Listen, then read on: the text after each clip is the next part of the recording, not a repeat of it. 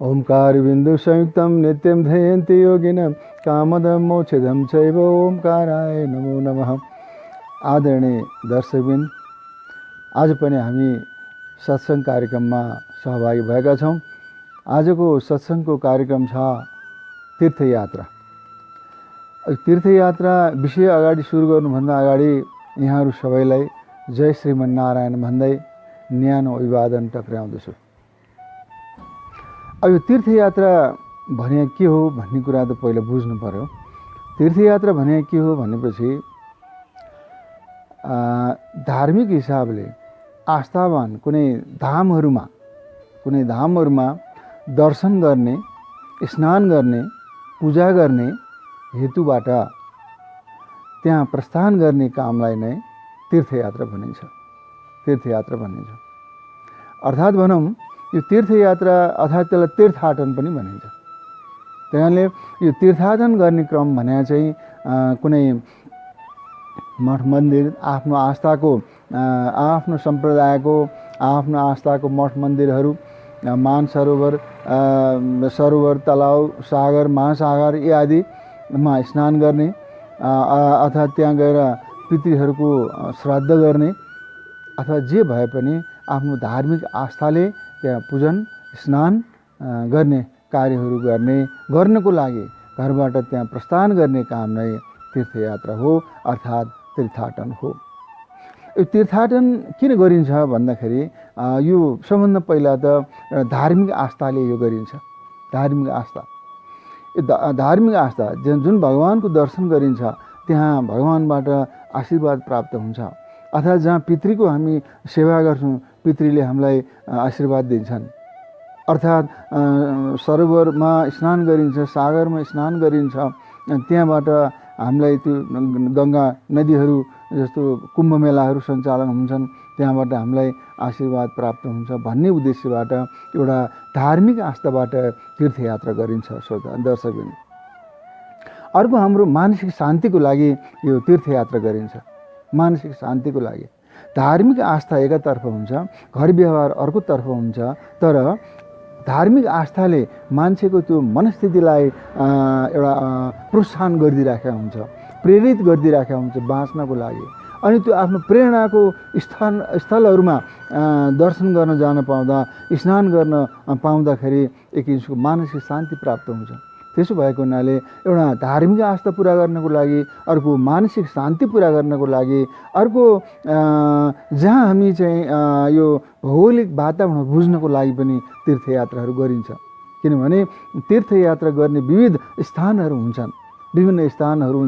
हिमालदेखि महासागरसम्मका विविध ठाउँहरूमा त्यो तीर्थस्थलहरू हुन्छन्। त्यो तीर्थस्थलहरू भएको ठाउँका विविध भाषा, वेशभूषा, रीतिरिवाज, परम्परा, बोलीचाली यी आदि फरक हुन्छन्। यी सबै यो फरक चाहिँ विविधता चाहिँ नि अनुभव गर्ने मौका पनि यो तीर्थयात्राले दिन्छ। त्यसो भएको हुनाले देशको अथवा तीर्थाटन गरेका स्थानहरूको विविधता जानकारी हुनको लागि पनि, ज्ञान आर्जन गर्नको लागि पनि यो तीर्थाटन गरिन्छ। दर्शकगण, यस्तो प्रकारले सबभन्दा बढी चाहिँ नि तीर्थाटन गर्ने चाहिँ हाम्रो समाजमा के छ भनेपछि जीवनमा एकचोटि तीर्थाटन चाहिँ गर्नुपर्छ भन्ने एउटा मान्यता हामीमा छ। तीर्थाटन कहाँ गर्ने त भन्दाखेरि सम्प्रदायको आफ्नो स्थानहरू हुन्छन्। हिन्दू सम्प्रदायको कुरा गर्ने हो भने नेपालमा बराह क्षेत्र, नेपालको चारधाम भनेर भनिन्छ जसलाई बराह क्षेत्र, पाशुपत क्षेत्र, मुक्ति क्षेत्र र रुरु क्षेत्र, यस्तो प्रकारले यो चार ठाउँका भगवानहरूको जो हामी दर्शन गर्ने, स्नान गर्ने, पूजन गर्ने जो यात्रा गर्छौँ यसलाई नेपालको चारधाम भनेर पनि भनिन्छ। अब यहाँ चाहिँ हजुरको बराह क्षेत्रमा विष्णु भगवान बराह रूपमा आउनुभयो, पाशुपत क्षेत्रमा भगवान शिव हुनुहुन्छ, उता मुक्ति क्षेत्रमा मुक्तिनाथ भगवान श्री विष्णु हुनुहुन्छ र उता रुरु क्षेत्रमा पनि भगवान विष्णु हुनुहुन्छ। यस्तो प्रकारले यो चार ठाउँ भनेको एकदम पावन भूमि, यो दर्शन योग्य स्नान योग्य ठाउँ गण्डकीको किनारमा भगवान चाहिँ रुरुमा विष्णु भगवान ऋषिकेश भगवान त्यहाँ विराजमान हुनुभएको छ। त्यस्तै माथि हामी मुक्ति क्षेत्र जाँदाखेरि गण्डकी नदी त्यहाँ बगिरहेकै छन्। यस्तो प्रकारले गण्डकीको स्नान गर्दाखेरि कत्रो महत्त्व छ त्यहाँनिर। यस्तो प्रकारले नेपालको कुरा गर्ने सन्दर्भमा यो चारधाममा जसरी पनि दर्शन गर्न स्नान गर्न पुग्नुपर्छ भन्ने छ। जस्तो कुम्भ मेला त्यहाँ चल्यो बराह क्षेत्रमा, अर्ध कुम्भ मेला पनि चलिसक्यो। यो प्रकारले यो ठाउँ पुग्दाखेरि कमसेकम तीर्थयात्राको बहानामा पूर्वदेखि पश्चिमसम्म हामी चाहिँ नि एउटा भ्रमण गर्ने सन्दर्भमा पुग्न सक्छौँ। यस्तै प्रकारले विविध ठाउँका नेपालका अन्य विविध ठाउँहरू छन् जहाँ साह्रै पावन पुण्यभूमि छ। जो नेपाल त कण कणमा यहाँ भगवानहरू बास गर्नुभएको छ। यो खोजीको मात्रै खाँचो छ। यहाँ भर्खरै मात्रै अब प्रधानमन्त्रीज्यूको घोषणाबाट चाहिँ अयोध्या नेपालमा छ भन्ने भएपछि चितवन क्षेत्रलाई अयोध्याको रूपमा त्यहाँ त पहिलादेखि नै त्यहाँका स्थानीयवासीहरूले अयोध्याको रूपमा उनीहरूले पूजन गरिआएको, तर राज्यले त्यसलाई मान्यता नदिइराखेका हुँदाखेरि ओझेलमा परिराखेको रहेछ। अब अहिले चाहिँ त्यो घोषणा भइसकेपछिलाई त्यहाँका जनताहरूको जागरुकता भनौँ अथवा यस क्षेत्रमा लाग्ने विद्युत वर्गहरूबाट पनि यो अयोध्यालाई चाहिँ नि यही हुनुपर्छ भनेर जो पकड भइराखेको छ अहिले, बडो राम्रो कुरा। यस्ता खोजहरू चाहिँ नि हुँदै जाने हो भने नेपाल त पाइलामा यो त पुण्यभूमि नै हो। त्यसै गरी बराह क्षेत्रमा चाहिँ अहिले बालसन्त जगद्गुरु बालसन्तले उहाँको अध्ययनबाट शास्त्रहरूको अध्ययनबाट उहाँले पत्ता लगाउनुभयो कि यो बराह क्षेत्रमा कुम्भ मेला सञ्चालन गर्न सकिन्छ। यहाँ सबै छिमेकी मुलुकमा मात्र किन नेपालमा पनि कुम्भ मेला सञ्चालन गर्न सकिन्छ। त्यहाँ यो व्यवस्था यो शास्त्रमा यो उल्लेख गरिएको छ भनेर उहाँले अभियान चलाउनु भयो। त्यो अभियान सफल भयो। नेपालमा पनि कुम्भ मेला बराह क्षेत्रमा कुम्भ मेला सञ्चालन भयो। अर्ध कुम्भ मेला पनि सञ्चालन भइसक्यो। यस्तो प्रकारले यी ठुला ठुला विद्वानहरूबाट सम्बन्धित विद्वानहरूबाट खोजको क्रममा यदि खोज्ने क्रम हुँदै गयो भने राज्यले त्यसलाई प्रोत्साहन गर्दै जाने हो भने नेपालमा अझै हामीलाई थाहा नभएका शास्त्रमा उल्लेख भएका हामीलाई थाहा नभएका महत्त्वपूर्ण पावन भूमिहरू यहाँ यत्रतत्र जताततै छन् श्रोताबिन। यस्तो प्रकारले त्यस्तो तीर्थस्थलहरूको खोजी गर्ने क्रम हुनुपर्छ र भइराखेको पनि छ। र तीर्थ गर्ने क्रममा कहाँ कहाँ आफू तीर्थ गरिन्छ त्यो ठाउँको बारेमा जानकारी लिएर जाँदाखेरि चाहिँ बढी रोचक र आनन्ददायक हुन जान्छ। त्यस्तै अब छिमेकी मुलुक इन्डियामा पनि हामी चाहिँ चारधाम भनेर जान्छौँ। हिमालमा हजुरको बद्रीनाथ, केदारनाथ, यमुनोत्री, गङ्गोत्री हुनुहुन्छ। यता दक्षिण भारततिर जाने हो भने द्वारकाधीश, जगन्नाथपुरी, रामेश्वरम यसरी तीनटा धामलाई र उता गएर माथि गएर बद्रीनाथलाई चारधामको रूपमा यसरी लिएको छ। अब त्यो चारधाम गर्ने क्रममा अब त्यो अल इन्डिया टुर हुन्छ तयारी गर्छ र त्यो गर्ने क्रममा त्यो बिचमा भएका विविध त्यहाँ मठ मन्दिरहरू, देवालय, सागर, महासागर, नदी, सरोवर यी आदि त्यहाँ विभिन्न धार्मिक स्थलहरू छन्। त्यसमा हामी दर्शन गर्न पाउँछौँ, स्नान गर्न पाउँछौँ, पितृ श्राद्ध गर्न पाउँछन्। र यसले गर्दाखेरि त्यो ठाउँको के त भने जानकारी पनि तीर्थालुहरूलाई हुन्छ।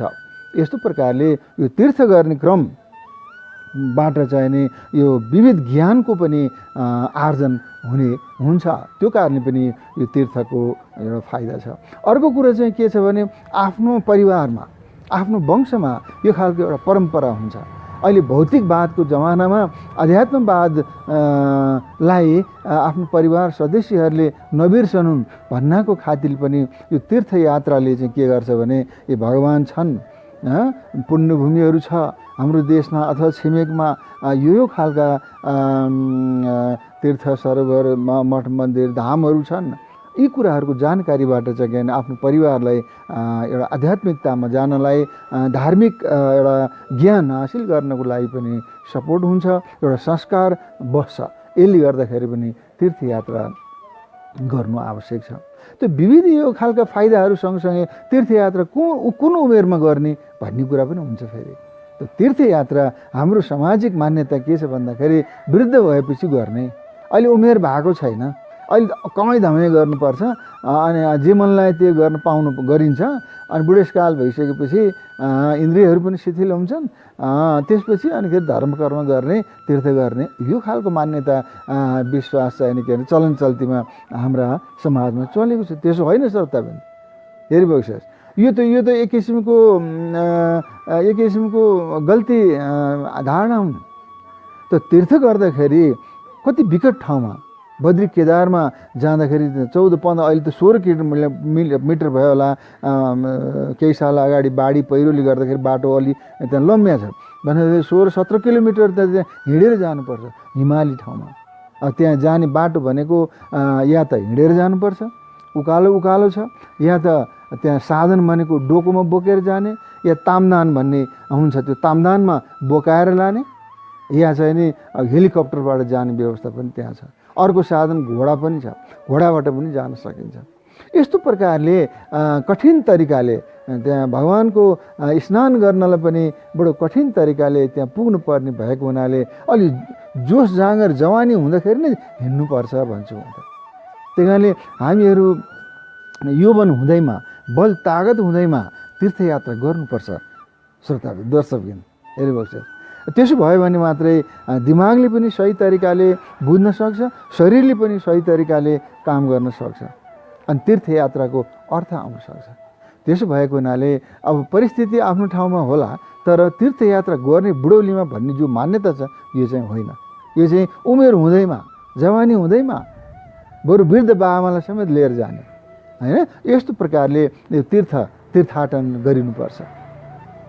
हेरिबक्नुहोस्, यस्तो प्रकारले चाहिँ यो तीर्थको महत्त्व पनि छ। अब शास्त्रअनुसार जाउँ, शास्त्रले तीर्थ भने के हो, तीर्थ कति प्रकारको हुन्छ भन्छ त भन्ने कुरा पनि हामी बुझौँ। त्यही कारणले यो स्कन्द पुराणमा उल्लेख गरिएको छ यो तीर्थ भने के हो, तीर्थ कति प्रकारको हुन्छन् भन्दा तीर्थ 3 प्रकारको हुन्छ। हेर्नुहोस्, हामीले सरस्वती हेर्दाखेरि भगवानको मन्दिरमा जाने, त्यो चाहिँ तीर्थ गर्न जाने भन्छौँ, तर तीर्थ 3 प्रकारको तीर्थ हुन्छ।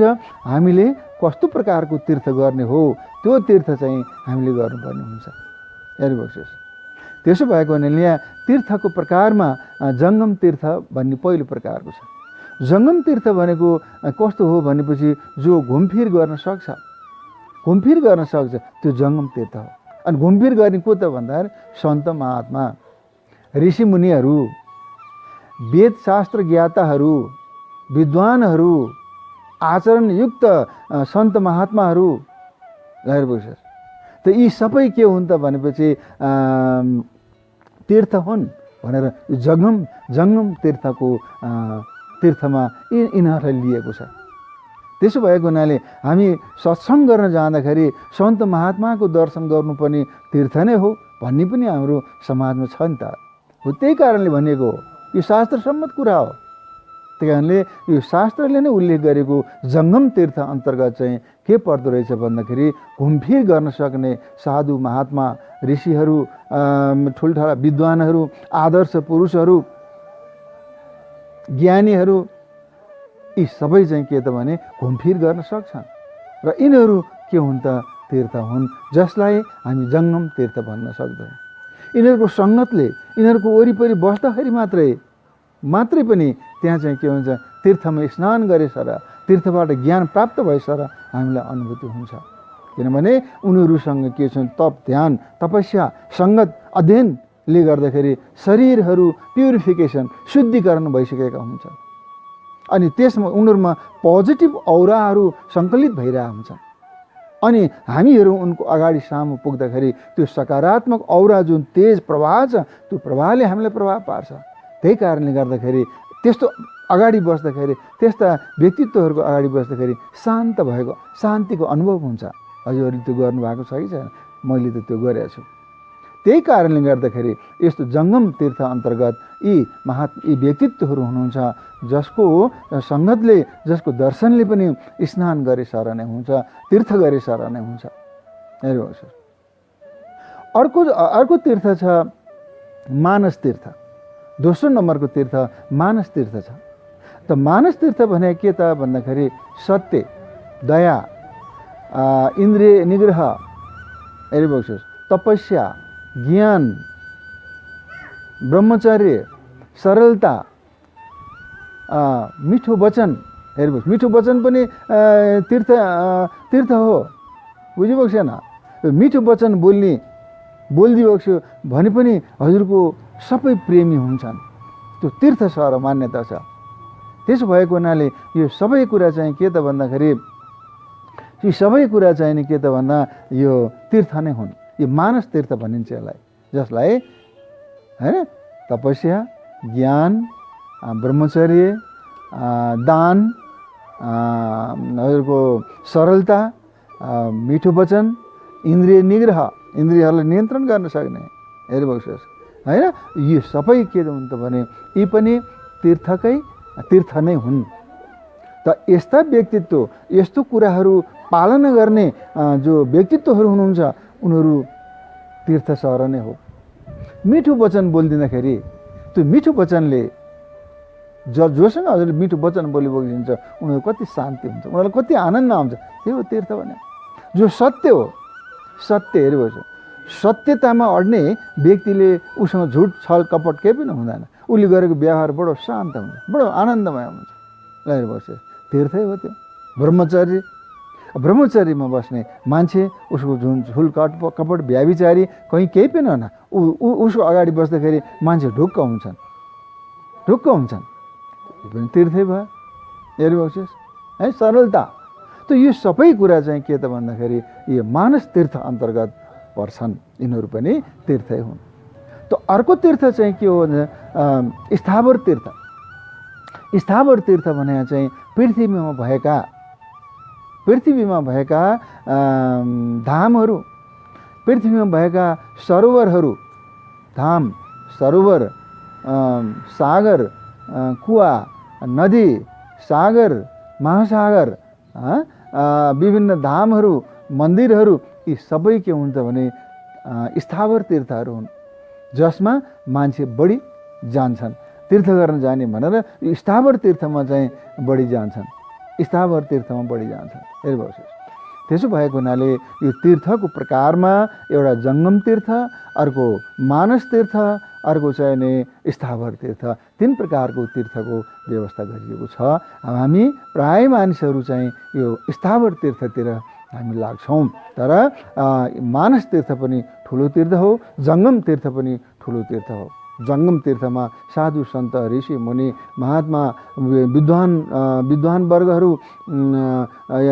यो वेदवेत्ता, वेद शास्त्रीहरू, द्रष्टाहरू, यी सबै कुरा के त भने जङ्गम तीर्थभित्र पर्छन्। जसको अगाडि बढ्दाखेरि, जसको नजिक बस्दाखेरि तीर्थ गए सराइ हुन्छ।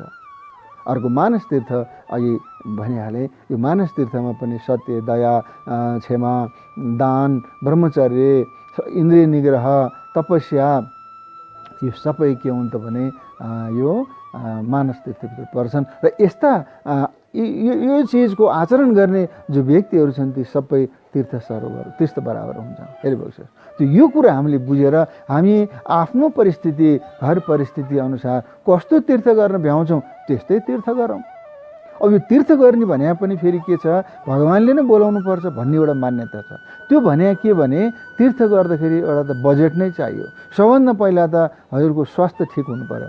3 महिना 4 महिनाको तीर्थ हुनसक्छ, गाडीमा यात्रा गर्नुपर्ने हुनसक्छ, त यो बिरामी हुनसक्छ। यी आदि कुराहरूले गर्दाखेरि घरबाट निस्किँदाखेरि घर जिम्मा लिने व्यक्ति हुनु पर्यो, आफ्नो स्वास्थ्य ठिक हुनु पर्यो, बजेटको व्यवस्था हुनु पर्यो, त्यहाँ रीतिरिवाज अनुसार चाहिँ त्यहाँ सबै कुरा खुला हुनु पर्यो, है। जस्तो सुत्केरो, जुठोक जस्ता यी कुराहरू पनि त्यहाँ नभएको हुनु पर्यो। यी सबै कुरा जुटेर जो तीर्थ जान मिल्छ, यस्तो अवस्थालाई चाहिँ भगवान्ले नै बोलाउनु पर्छ भन्ने हाम्रो चाहिँ एउटा विश्वास त्यो कारणले भएको हो।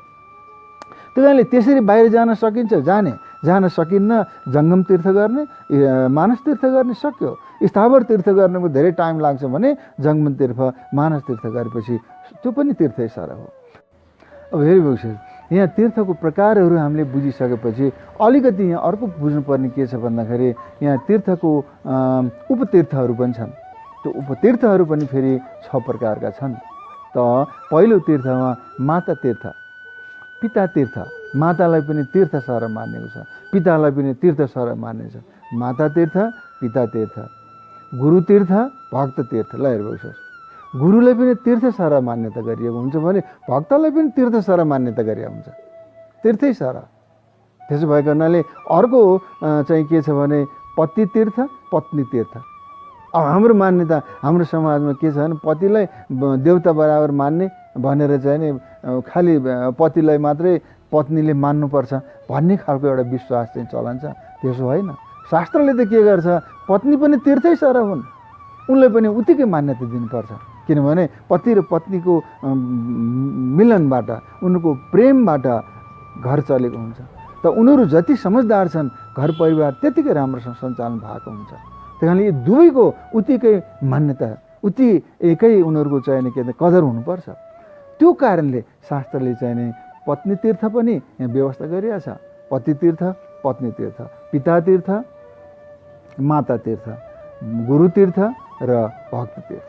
ल हेर्नुहोस्, यस्तो प्रकारले यो 6वटा तीर्थहरूलाई पनि उपतीर्थको रूपमा यहाँ व्यवस्था गरिदिएको छ। हेर्नुहोस्, र यस्तो प्रकारले दर्शकबिन तीर्थ गर्नु बडो महत्त्वपूर्ण विषय हो। यसले मान्छेको मानसिक शान्ति प्रदान गर्छ, धार्मिक आस्थालाई वृद्धि गराउँछ, स्वास्थ्य निरोगी राख्न मद्दत गर्छ र विविध विषयको जानकारी हासिल गर्नको लागि यसले मद्दत गर्छ र आफ्नो पारिवारिक संस्कारमा पनि एउटा धार्मिक आध्यात्मिक संस्कारको विकास गर्छ। यी विविध यसका फाइदाहरू भएको हुनाले हामी तीर्थयात्रा गरौँ, अर्थात् यसलाई हामी तीर्थाटन भनिन्छ, त्यो तीर्थाटन पनि गरौँ। यो साधकले पनि 2068 सालमा र 2069 सालमा 2 पटक गरेर यो तीर्थाटन गर्ने मौका मिल्यो। भगवानले निगाह राखिदिनु भयो। त्यही सन्दर्भमा नेपालका विविध माथि भनेका यी 4 धामहरू र अन्य धामहरूको तीर्थाटन गर्दै इन्डियाका छिमेकी मुलुक इन्डियाको हिमालदेखि लिएर हिन्द महासागरसम्मको धार्मिक यात्रा पनि सम्पन्न गरियो। यो यहाँहरूको शुभेच्छा पनि हो, भगवानको निगाह हो हैन। अब अहिले अन्य ठाउँमा पनि कतै जाउँ कि भने जस्तो लाग्छ, परिस्थिति मिलेको छैन। हेर्नुहोस्, त्यही कारणले अघि के भन्नु भने यो तीर्थाटन गर्ने कुरा भने भगवानले नै बोलाउनु पर्छ भन्ने एउटा विश्वास पनि यस्तो प्रकारको हो।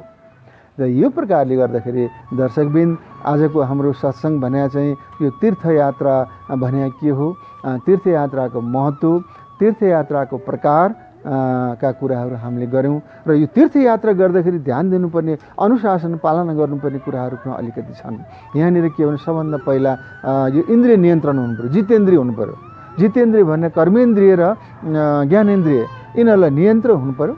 क्रोध हुनु भएन, नितान्तै संयमित हुनु पऱ्यो, नितान्तै भगवानप्रति ध्यान गरेर हिँड्नु पऱ्यो र शान्त स्वभाव हुनु पऱ्यो। अल्पाहार गर्न, कम खाना खानु पऱ्यो नितान्त। कहाँ पुगेर के खान पाइन्छ थाहा छैन, टन्न खाइदिएर हिँड्दाखेरि कहाँ के हुन्छ थाहा हुँदैन। त्यसो भएको अल्पाहार ठिक मात्रामा मात्र खाने त्यो व्यवस्था हुनु पऱ्यो र आफूलाई संयमित राख्नु पऱ्यो, मन शान्त हुनु पऱ्यो, क्रोध हुनु भएन, रिस राग हुनु भएन, दम्भ हुनु भएन, घमण्ड हुनु भएन। मैले चाहिँ तीर्थ गरेँ, यति पैसा खर्च गरेँ मैले, यस्तो घमण्ड नितान्तै हुनु भएन हैन। यस्तो प्रकारले यी अनुशासनहरू, अनि त्यहाँनिर के भने समभाव हुनु पऱ्यो। त्यहाँ बुढाखाडा, राम्रा नराम्रा, दुखी सुखी सबै खालका तीर्थालुहरू हुन्छन्, सँगै हिँड्नुपर्ने हुन्छ, त्यहाँ सँगै भेटिन्छ। त्यसैले यी सबैमा एउटा समभाव चाहिँ नि त्यहाँ हुनुपर्छ, दया हुनुपर्छ है, सबैमा दया हुनुपर्छ। यी विविध चाहिँ नि के त मानवीय गुणहरूले कमसेकम आफूलाई चाहिँ नि त्यो गुणहरू त्यहाँ आफूमा राखेर जानुपर्छ। होइन भने यति गुणहरू, ती गुणहरू नलिकन तीर्थ गर्ने हो भने तीर्थ गरेको खेर जान्छ। दर्शकबिन पैसा खर्च, समय खर्च, यी सबै खर्च मात्रै बेकार हुन्छ। त्यहाँ तीर्थमा गएर झगडा गरेर के अर्थ हुन्छ होला। तीर्थमा गएर अनि त्यो आर्जन गर्ने काम कम, त्यहाँ व्यापार गर्ने होइन। त्यहाँ कति मान्छेहरू चाहिँ तीर्थ गएको मौका छोपेर व्यापार गरेर आइदिन्छन्, त्यसको लागि त्यहाँ गएको होइन, त्यो पनि गर्न पाइँदैन। हेर्नुपर्छ। यस्तो प्रकारले त्यो तीर्थ गर्न जाँदाखेरि यी विविध चाहिँ नि मानवीय गुणहरूलाई चाहिँ हामीले अवलम्बन गर्दै हामीले तीर्थाटन गऱ्यौँ भने त्यो तीर्थाटनको महत्त्व साह्रो हुन्छ। र विशेष गरी यो साधक साधिकाहरू जसले जो ध्यानमा लाग्छन् उनीहरूलाई यो बडो फलदायक हुन्छ। किनभने त्यहाँ तीर्थाटनमा त्यो पुण्यभूमिहरूमा त ऋषिमुनिहरू भगवानहरूको तपस्या गरेको त्यो ऊर्जा त्यो बेलादेखि त्यहाँ ऊर्जाहरू भइरहेको हुन्छ। यो साधनमा रत हुने प्युरिफिकेसन भएका जो साधक साधिकाहरू त्यहाँ पुग्छन् उनीहरूमा त के हुन्छ भने त्यो ठ्याक्कै चार्ज कनेक्सन भइहाल्छ, उनीहरू ध्यानमग्न हुन सक्छन्, त्यहाँ त्यो बेला छुट्टै आनन्द हुन्छ। यस्तो प्रकारले तीर्थाटनको साह्रै महत्त्व छ। दर्शकबिन आफ्नो समय अनुकूल घर व्यवहार सबै मिलाएर अघि भनेको जस्तै कुन प्रकारको तीर्थ गर्नलाई आफूलाई अनुकूल हुन्छ त्यो प्रकारको तीर्थबाट आफूले लाभ लिइबक्सेला। यति भन्दै आजको सत्सङ्गलाई म यही बिदा हुन चाहन्छु। फेरि अर्को भेटघाट गरौँला। हजुरहरू सबैलाई सबैको जय होस्। जय श्रीमन्नारायण।